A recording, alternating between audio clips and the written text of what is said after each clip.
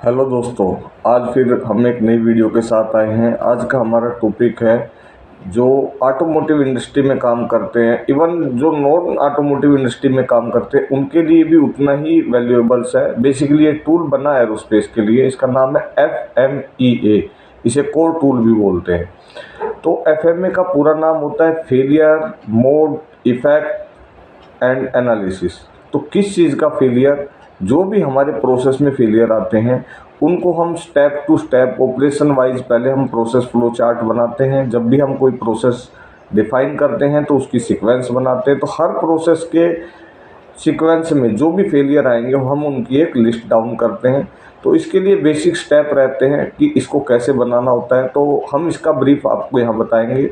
तो हमने ऑलरेडी पहले भी FMEA पे थोड़ा सा बताया था, आज हम ब्रीफिंग में बताते हैं। तो फेलियर मोड के लिए सबसे पहले हमने ऑपरेशन लिखा, फिर उसके बाद हमने रिक्वायरमेंट लिखी, फिर उसके फेलियर मोड्स लिखे। फेलियर मोड्स जैसे हम किस किस तरीके से फेल हो सकते हैं, अब उसका इफेक्ट क्या आएगा। तो हमारे ऑपरेशन में जैसे कोई भी ऑपरेशन हो रहा है, सपोज दैट हमने स्टोर का ही ऑपरेशन लिया, प्रोसेस लिया, उसके अंदर हमारा रॉन्ग पार्ट आ सकता है, रॉन्ग क्वांटिटी आ सकती है। तो हमने जो PO दिया था उसके अगेंस्ट हमने चेक किया कि हमारी रॉन्ग क्वांटिटी आई। इफेक्ट क्या होगा, अगर रॉन्ग पार्ट आ गया तो हमारे प्रोडक्शन के लाइन में स्टॉप होने की प्रॉब्लम आ जाएगी। तो अब हमें कैसे चेक करना है, तो इस फेलियर का मोड भी पता चला और इसका इफेक्ट भी पता चला। तो ये जो हमारे इनपुट प्रोसेस से जो आ रहा है और नेक्स्ट प्रोसेस पे क्या फ़र्क पड़ रहा है, इसे प्रोसेस इफेक्ट बोलते हैं। एंड यूज़र पे क्या फ़र्क पड़ता है, उसको कस्टमर इफेक्ट बोलते हैं। इसके बाद देन अगला होता है हमारा जो भी फेलियर मोड का जो इफेक्ट आया उसका कोई कोज होगा पर्टिकुलर, बिना कोज के वो नहीं हो सकता। इसका मतलब हमारे यहाँ से जो PO गया सप्लायर एंड पे, उसको जो उन्होंने ऑर्डर दिया अपने प्रोडक्शन में डिस्पैच करने के लिए, वो ऑर्डर गलत लगा। तो अगर रॉन्ग ऑर्डर लगा या पैकिंग स्टैंडर्ड भी गलत बना हुआ है तब भी ये प्रॉब्लम आ सकती है। तो उन्होंने अपने यहाँ पे पैकिंग स्टैंडर्ड फ्रीज नहीं किया, या पैकिंग स्टैंडर्ड को एड्रेस नहीं किया, या पैकिंग स्टैंडर्ड इफेक्टिव नहीं है।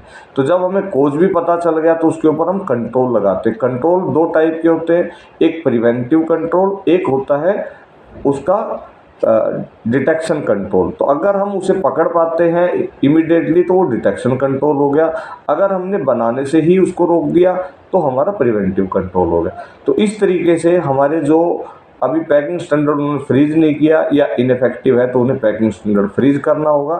तो ये हमारा जाएगा प्रिवेंटिव कंट्रोल पे, यानी कि पैकिंग स्टैंडर्ड के हिसाब से काम हो रहा। अब इसको डिटेक्शन करने के लिए वहाँ पे चेक पॉइंट है कि उनके यहाँ जो PDI होके आ रही है उसमें एज पर पैकिंग स्टैंडर्ड माल पैक होके आ रहा है, तो वो हो गया उनका डिटेक्शन कंट्रोल।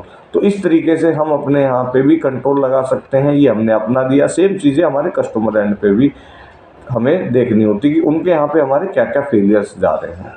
तो इसके अंदर 3 चीज़ें बोली जाती हैं। एक होता है सीवियरिटी, यानी कि कितना डेंजरस है वो जो फेलियर हुआ है, वो उसका इफेक्ट कितना डेंजरस है, उसको हम लेते हैं 1 से 10 की रेटिंग। 1 मतलब कोई इफेक्ट नहीं पड़ेगा और 10 मतलब किसी के डेंजरस होने के चांस है, डेथ तक हो सकती है।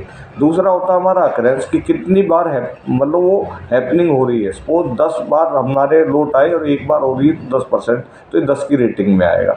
और उसका कभी भी कोई अकरेंस नहीं है हुआ तो वो 1 पे जाएगा।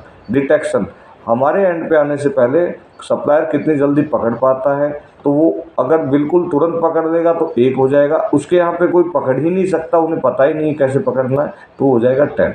तो इन सब को मिला के हम RPN बनाते हैं, यानी कि रिस्क प्रायोरिटी नंबर। ये इन तीनों का मल्टीप्लिकेशन होता है, सीवियरिटी, अकरेंस, डिटेक्शन। जैसे हमने बताया कि पैकिंग स्टैंडर्ड का इफेक्ट है कि हमारी लाइन स्टॉप हो जाएगी, यानी कि ये सीधा 6 और 7 पे जाएगा। वो हमें देखना पड़ेगा किस तरीके की प्रॉब्लम हमारे यहाँ पे आई है। अकरेंस ये एक ही बार हुआ है तो 1 हो जाएगा। डिटेक्शन वो तुरंत पकड़ सकते हैं, तो टोटल RPN हो गया 10। आई थिंक ये वीडियो आपको पसंद आई होगी और इसको ज़्यादा से ज़्यादा अपने दोस्तों के साथ शेयर करें। और आपको ये FMEA का अगर फॉर्मेट चाहिए तो आप मेरे को अपनी मेल ID इसमें कमेंट बॉक्स में लिख के भेज सकते हैं। आपको ये फॉर्मेट इसका और कोई एग्जांपल चाहिए तो हम आपको एक एग्जांपल भी दे देंगे। Thank you very much.